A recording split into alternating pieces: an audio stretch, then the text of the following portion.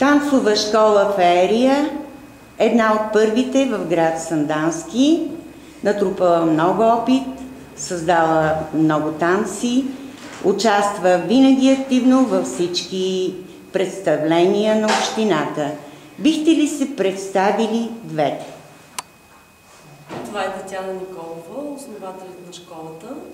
Аз съм дъщеря и Снежана Николова.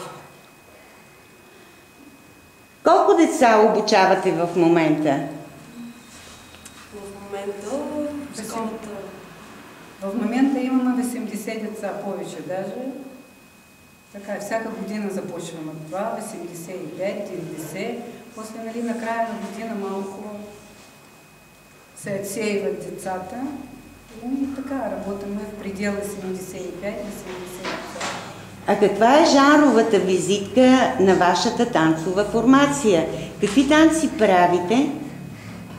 Школата работи разширено.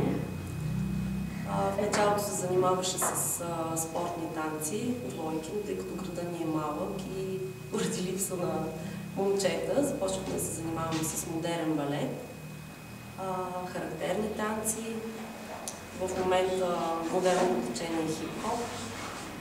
Почти задоволяваме всички потребности и желания на учениците.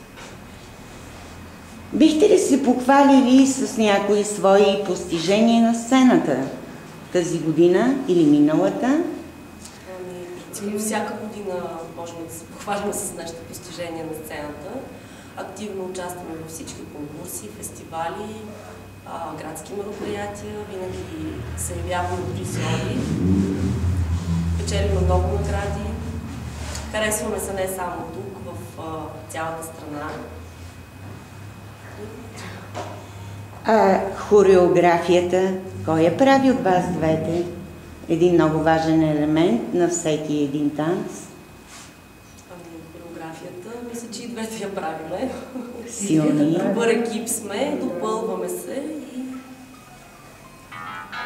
и да пожелаем на добрия фамилен екип още много постижения на сцената, да представят нашия град и да участват активно във всички концерти на община Сандански. Успех, госпожо!